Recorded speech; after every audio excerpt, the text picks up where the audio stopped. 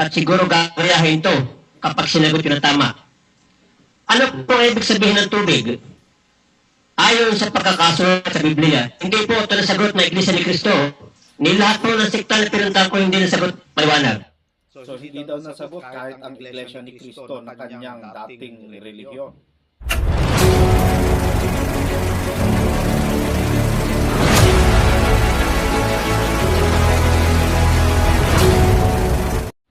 Eto mga kaibigan, meron po akong ipapakitang video na ito po'y talagang alam ko na matutuwa kayo at marami kayong matutunan dito. Isang tanong po ng Iglesia ni Cristo na kung saan ay tinanong na niya daw ito, na tanong na ito sa lahat ng mga ministro o mangangaral, pero wala pa daw nakasagot. Ito itinanong niya sa ating kapatid na Eli. So tignan niya natin kung hindi rin masagot ng ating kapatid na Eli, mga kaibigan. Maganda po ito. Pakinggan natin. Ng Saipan, USA, nandun si kapatid na Leonard Legaspi. Saipan, come in please. Opo, kapatid na Daniel, salamat po sa Diyos at magandang gabi po sa inyo. Magandang araw po sa kapatid na Eli. Ang una pong magtatanong po dito sa Saipan ay tagapagsubaybay niyo po kapatid na Eli sa programa po dito sa Saipan. Isa po ang dating Iglesia ni Cristo, si kapatid na Peter Crisostomo.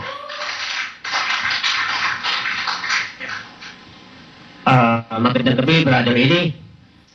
Ang tanong ko pong ito ay natanong ko na sa lahat halos ng mga religion na pinuntahan ko. Ito pong talata sinabi sa Matthew 28, talatang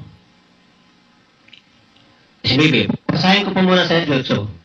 At lumapit si Jesus sa kanila at sila'y kanyang kinausap. At sinasabi, ang lahat ng kapamahalaan sa langit sa sabaw ng lupa ay naibigay na sa akin. Number 19 po ang aking tinutukoy dito.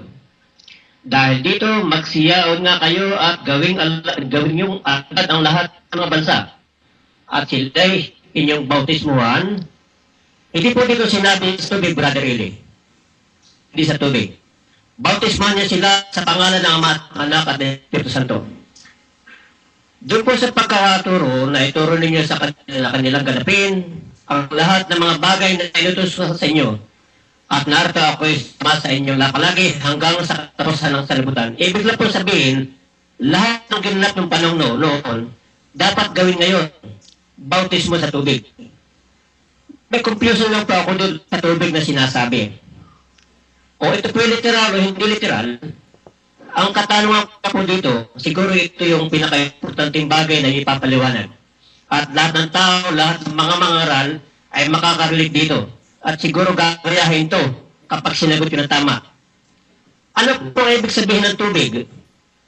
Ayon sa pagkakasulat sa Biblia, hindi po ito nasagot na Iglesia ni Cristo. Ni lahat po ng sekta na pinuntahan ko hindi nasagot maliwanag. So hindi daw nasagot kahit ang Iglesia ni Cristo na kanyang dating relihiyon. Ulitin ko pang katanungan, Brother Eli. Ano po ang ibig sabihin ng tubig ayon sa pagkakasulat sa Biblia? Maraming salamat po. Maraming salamat din kapatid na Peter. Pero ipagpapaon ako sa inyo. Sabi nyo kasi, lahat ng tinanong nyo relihiyon, pinuntahan nyo, hindi nasagot. Ibig sabihin, alam nyo yung itinatanong nyo. Kasi, kung hindi nyo alam yung tinatanong nyo, ba't nyo sasabihin hindi nasagot? No? Yun ang lohika dun eh. Yun ang tinatawag ko na wisdom. Yun ang wisdom. Dahil kung hindi nyo alam yung tinatanong nyo, tatanggapin nyo kung ano isinagot nila. Ba't hindi nyo matanggap? Sabi nyo, hindi nila nasagot. Kasi maaari meron kayong alam tungkol dun sa tinatanong nyo. Hindi ko tatanungin kung ano yung alam nyo. Hindi po ako dependyente sa kaisipan ng tao. Ang aking dependence ay nasa salita ng Diyos. Isasagutin ko yung tanong nyo. Yung sinasabi sa talatang sinabi nyo, bautismuhan ninyo sila. Ang gaganap yung mga alagad na 11. Ang kausap po dyan, 11 alagad. Kung itataas nyo po doon sa 28 at 18, lumapit si Jesus sa kanila at sila'y kanyang kinausap. Sino yung nilapitan niya na kanyang kinausap? Ibaba pa natin. Ang kausap dyan yung 11. Kaya 11, nung panahon na yan, nagtaksil na si Judas. Wala na si Judas. 28:16. Datapwat nagsiparoon ang 11 alagad sa Galilea, sa bundok na sa kanila'y itinuro ni Jesus. Toy. At nang siya'y kanilang makita, ay kanilang sinamba siya. Datapwat ang ilan ay nangag-alinlangan. At lumapit si Jesus sa kanila at sila'y kaniyang kinausap, na sinasabi, ang lahat ng kapamahalaan sa langit at sa ibabaw ng lupa ay naibigay na sa akin. Dahil dito, magsiyaon nga kayo at gumawa kayo ng mga alagad sa lahat ng bansa na sila'y inyong bautismuhan sa pangalan ng Ama at ng Anak at ng Espiritu Santo. Nakita mo, kapatid? Ang kausap dyan yung 11 alagad. Ba't ko sinasabi ito? Mahalaga yun para maunawaan yung talata. Ang sabi doon, sa 11 alagad, gumawa kayo ng alagad sa lahat ng bansa. Bautismuhan ninyo sila. Sino gaganap ng bautismo? Yung 11. Ano yung bautismo na yan? Hindi naman yan bautismo sa Espiritu Santo. Hindi rin yan bautismo sa apoy. Bakit? Ang gaganap ng bautismo sa Espiritu Santo at sa apoy, walang iba kundi si Kristo lang. Walang makakaganap nun. Hindi kaya nung 11 yon. Patunayan natin. Sa 3:11 ng Mateo, ganito ang sabi. Sa katotohanan ay binabautismuhan ko kayo sa tubig sa pagsisisi. Datapwat, ang dumarating sa hulihan ko ay lalong makapangyarihan kaysa akin, na hindi ako karapat-dapat magdala ng kaniyang pangyapak. Siya ang sa inyo'y magbabautismo sa Espiritu Santo at apoy. Baptism in fire and Holy Spirit is only officiated by the Lord Jesus Christ. Sabi ni Juan Bautista, yung dumarating sa hulihan ko, na lalong mas makapangyarihan kaysa sa akin, siya ang sa inyo'y magbabautismo sa Espiritu Santo at sa apoy. Ayan. Walang tubig dyan. Espiritu Santo yan at apoy. Pero, nung ang kausap ay yung 11, ang sabi dun sa 11, gumawa kayo ng alagad, bautismuhan ninyo sila sa pangalan ng Ama, ng Anak, at ng Espiritu Santo. Ayon. So, ang gagawa nung tinutukoy ni Kristo na bautismo ay yung 11. Hindi siya ang gagawa nung bautismo na yon. Kasi ang gagawin naman niyang bautismo, yung bautismo sa Espiritu Santo sa apoy. Siya lang ang makakagawa nun, wala nang iba eh. Ang Kristo lang. Pero itong iniuutos niya sa mga apostol, bautismo ng wika ninyo sila, yung mga alagad, para magawang alagad, bautismo ninyo sila sa pangalan ng Ama, ng Anak, at saka ng Espiritu Santo. Sabi niyo kanina, walang sinasabing tubig dyan. Dyan po sa talata, wala talaga nakalagay na tubig. Pero ano po ba ang kahulugan ng bautismo sa Biblia? Ano po ba yung kahulugan ng bautismo sa Biblia? Ganito nakasulat. At ngayon, bakit ka tumitigil? Magtindig ka, at ikaw ay magbautismo, at hugasan mo ang iyong mga kasalanan na tumatawag sa kaniyang pangalan. Sabi po ni Ananias kay Pablo, kasi si Pablo hindi naman agad Kristiyano eh, naging mang-uusig pa nga siya sa iglesia. Pero nung tawagin siya ng Panginoon, isinugo sa kanya si Ananias. Ang sabi ni Ananias kay Pablo, bakit ka tumitigil? Magtindig ka, ikaw ay magbautismo, hugasan mo ang iyong mga kasalanan. Yung palang bautismo, paghuhugas pala yon. Ngayon, saan ba ginaganap yung paghuhugas na yon? Ng kasalanan, saan ginaganap yon? Basahin natin sa 8 ng Gawa. Ganito naman ang ating mababasa sa 36. At sa pagpapatuloy sa daan ay nagsidating sila sa dakong may tubig. At sinabi ng bating, narito ang tubig. Ano ang nakahahadlang upang ako'y mabautismuhan? Ayan. Ito ay ang pangyayari kay Felipe at saka doon sa bating na taga-Ethiopia. Pauwi na sa Ethiopia itong bating na tagapamahala ni Reyna Candace. Pinapunta ng Espiritu Santo sa kanya si Felipe. Sumakay doon sa karo. Tumatakbo yung karo, pinapangaralan siya ni Felipe. Tandaan nyo, si Felipe hindi apostol. Si Felipe po, inihalal ng mga apostol. Felipe came later. Si Philip, the apostles were ahead of them in time. Nauna ang mga apostol sa paglilingkod. Pero si Felipe, pagkatapos na ang ilang panahon, naihalal yung 7, kasama si Felipe ron sa 7 inihalal ng mga apostol. Ngayon, yung Felipe na ito, na isa sa mga inihalal, ay pinangaralan yung bating, yung eunuch na taga-Ethiopia. Samantalang sila'y nasa daan, dumating yung karo, no, sa dako ng daan na may tubig. Yung karo, hindi naman ito lumilipad sa langit para maging espiritual ito. Ito'y karo na daan papunta sa Ethiopia galing sa Jerusalem. Sa daan na yon, habang tumatakbo yung karo nung mayamang eunuch o yung mayamang bating, merong nadaanan silang dako na may tubig. Sabi ngayon nung bating dun kay Felipe, narito na ang tubig, ano nakakahadlang para ako ay bautismuhan? Anong sabi ni Felipe? At sinabi ni Felipe, kung nananampalataya ka ng buong puso, ay mangyayari. At sumagot siya at sinabi, sumasampalataya ako na si Jesucristo ay anak ng Diyos. At ipinag-utos niyang itigil ang karo.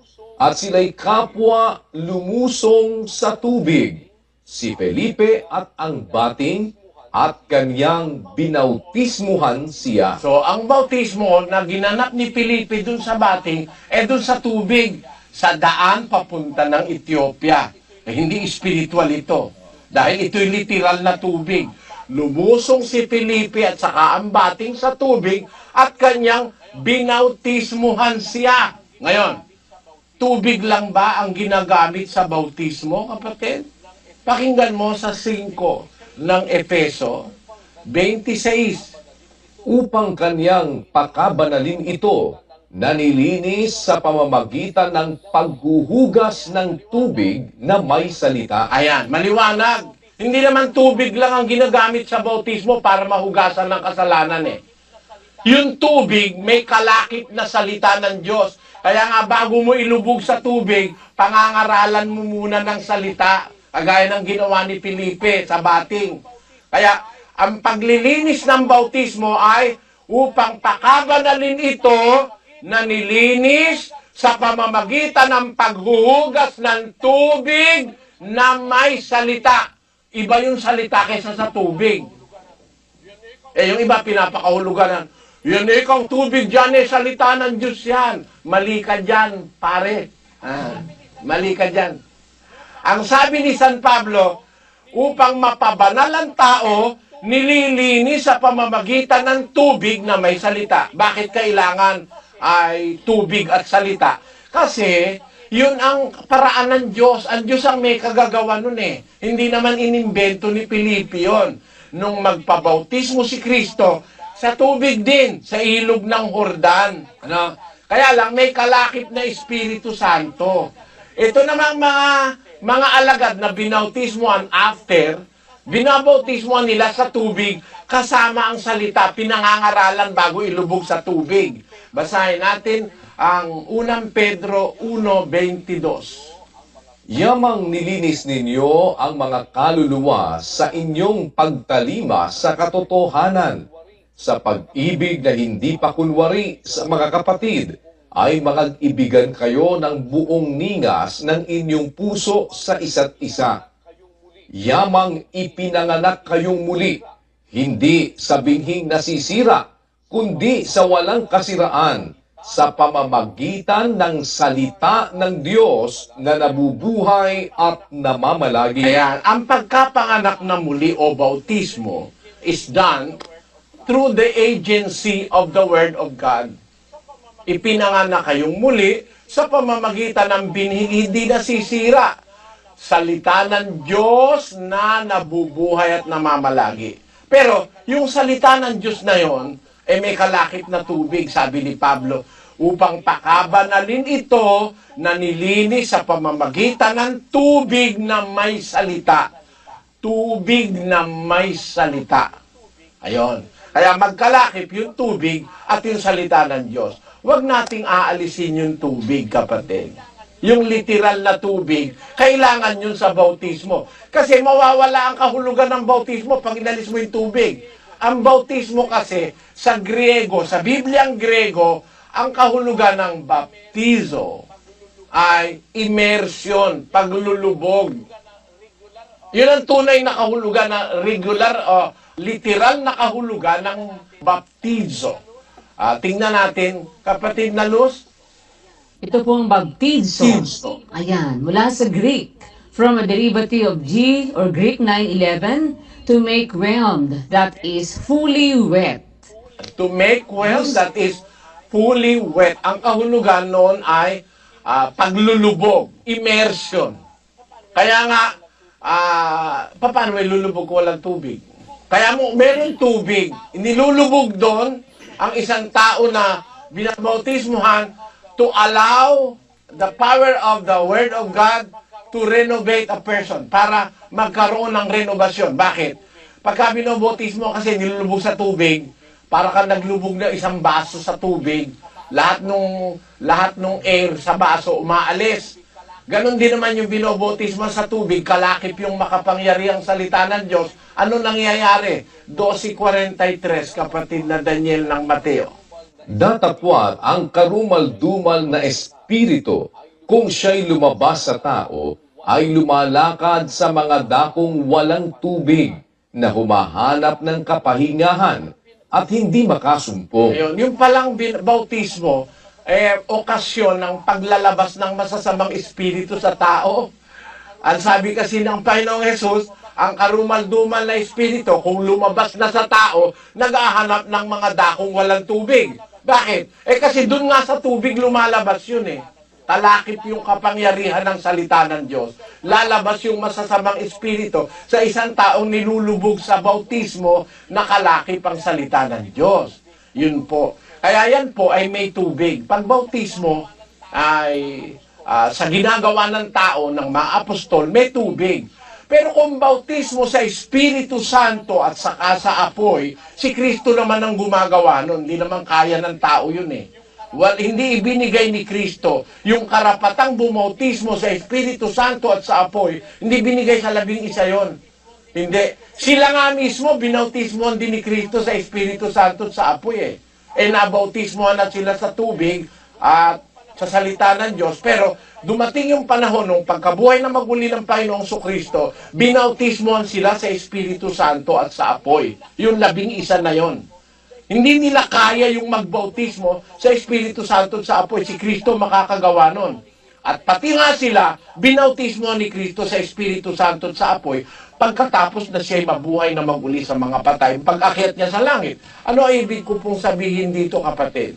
Maaaring meron kayong iniisip na pakahulugan sa tubig. Pero, ang tubig pong sinasabi sa Biblia ay hindi ordinaryong tubig, kundi tubig na may kalakip na salita. Yun po ang tubig ng bautismo. Ngayon, ano naman ang katuparan ng salita na bautismohan ninyo sila sa pangalan ng Ama, ng Anak at ng Espiritu Santo? Bakit sinabing bautismohan sa pangalan ng Ama, ng Anak at ng Espiritu Santo? Pakinggan nyo, kapatid, ano? Yung salita doon, hindi sinabi, ibautismo nyo sa kanila ang pangalan ng Ama, ng Anak, ng Espiritu Santo. Hindi sinabing gano'n na yung pangalan ng Ama, ng Anak at ng Espiritu Santo ang ibabautismo. Kundi, yung bautismo gagampanan sa in the name of the Father. Yung pong in ay preposisyon. Nagtuturo po ng lugar yon. Baptizing them in the name of the Father. Bautismohan sa. Yung pong sa na preposisyon, nagtuturo ng lugar. Bakit po? Meron bang lugar kung nasaan ang pangalan ng Ama, ng Anak at ng Espiritu Santo? Meron bang lugar? Ang tinuturo kasi lugar in the name of the Father. Baptizing them in. Hindi sinabing baptizing them by the name of the Father. Hindi. Kundi in the name of the Father. Nagtuturo ng lugar. Ano po yung lugar? Asan ba yung pangalan ng Ama? Basahin natin ang 12:5 ng Deuteronomio.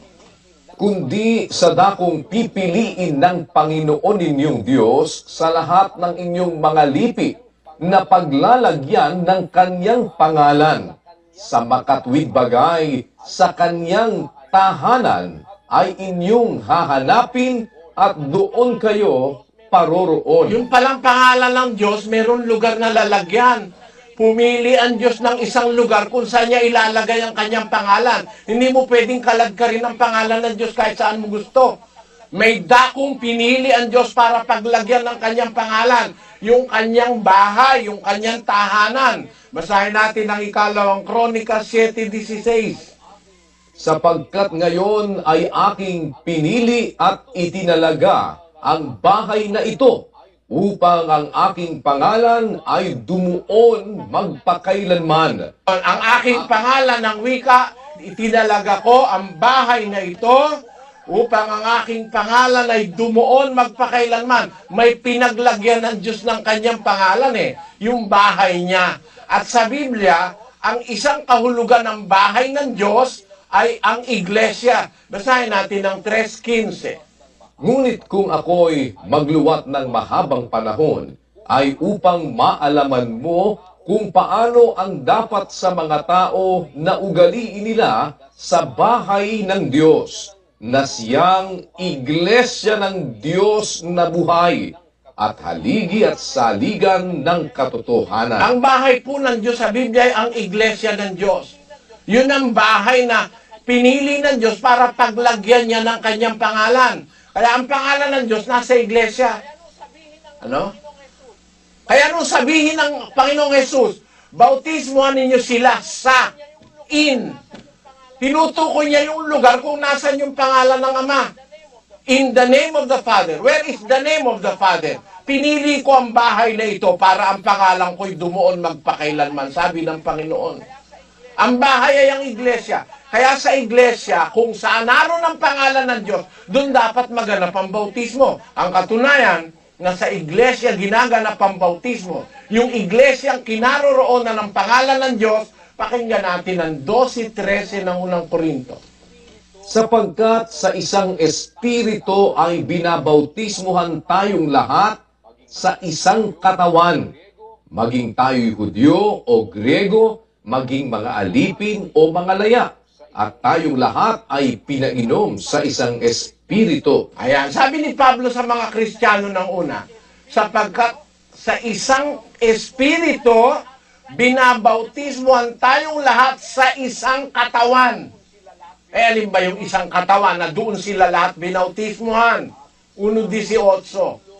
At siya ang ulo ng katawan sa makatwid bagay ng iglesia. Ang katawan na yung iglesia, doon binautismuhan lahat ng Kristiyano sa nasasakupan ng iglesia kung asan yung pangalan ng Ama. Bakit? Ang Ama na Diyos, ang kanyang pangalan nasa iglesia. Yun ang pinili niya, yung bahay niya, yung iglesia, upang paglagyan ng kanyang pangalan magpakailanman. At ang Kristo nasa iglesia rin, nasa bahay din ng Diyos. Hebreo 10:21. At yamang may isang dakilang saserdote na pangulo sa bahay ng Diyos. Nandun si Kristo, siya ang dakilang saserdote, pangulo sa bahay ng Diyos. Ang pangalan ng Diyos nasa bahay niya. Ang anak, si Kristo, pangulo sa bahay ng Diyos. Yung Espiritu, nasa bahay din ng Diyos, nasa katawan din, nasa iglesia rin. Efeso 4:4. May isang katawan at isang espiritu. May isang katawan. Ang katawan ay ang iglesia.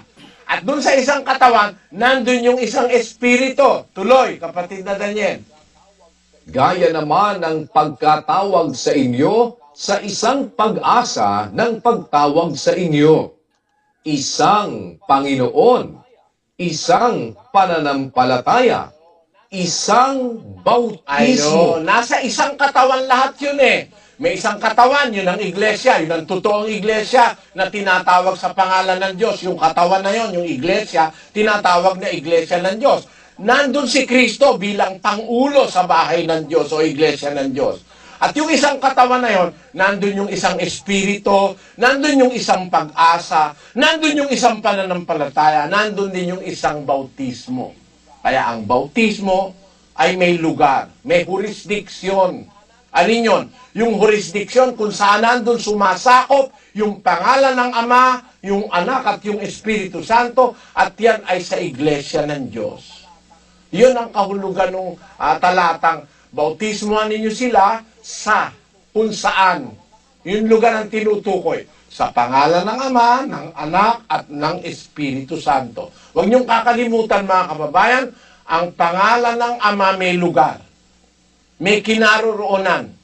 Ang pinili ko ang bahay na ito para ang pangalan ko'y dumuon magpakailanman. Kaya kung gusto mong masakop ng pangalan ng Ama, Diyos na makapangyarihan sa lahat, pupunta ka dun sa bahay na yon. Kung saan inilagay ng Diyos ang kanyang pangalan. At yun ay ang iglesia dito sa ibabaw ng lupa. Yun ang aking sagot sa iyong tanong, kapatid. At kung halimbawa sasabihin mo, hindi yun ang sagot, nasa sayo yun. Kasi hindi naman kita pwedeng pilitin. Maraming salamat, Brother. It's an honor to be here, your program. Mas maliwanag po. Isa lang po katanungan ko, ang sagot po talaga yun. Sa paliwanag po nyo, tumamong tumagpok lahat. Tama-tama po yun. Maraming salamat po. Salamat po sa mga taga-Saipan, USA. At least kayo po ay nakakita ng sasagot ng tama sa inyong tanong. So ayun po mga kaibigan, nasagot ng tama ayon sa kanya. Pero palagay ko mga kaibigan, ay ginaya na lamang po niya yung sagot ng kapatid na Eli. Ano? Maliwanag po yung ating napanood o at napakinggan mga kaibigan. So yung mga nagsasabi dito sa ating programa na hindi daw kailangan ang tubig ng bautismo, napakinggan naman natin, napakalinaw po at nababasa yan sa banal na kasulatan. At yung nag-comment dito sa ating comment section mga kaibigan na sinasabi niya na yung bautismo daw ay pagbuhos lang daw, yung 2 kutsara lang ibuhos mo sa ulo ng bata at hindi daw para sa matanda. Ano ba yan? Dinilit ko kasi yun mga kaibigan, pero nag-comment yun, Iglesia Katolika yun mga kababayan. Ano? Yung bautismo ayon po sa Biblia, yung salitang bautismo sa English yun ay ayon sa ating napakinggan sa Greek word mga kababayan ay baptizo, na ang ibig sabihin ay immersion o fully wet. Talagang ilulubog hindi po 2 kutsara lang mga kapatid at mga kababayan. So maraming salamat po sa inyong pagsubaybay dito sa ating programa. Naway nakapulot tayo ng magandang kaliwanagan tungkol po sa banal na kasulatan. Hanggang sa susunod po mga kababayan.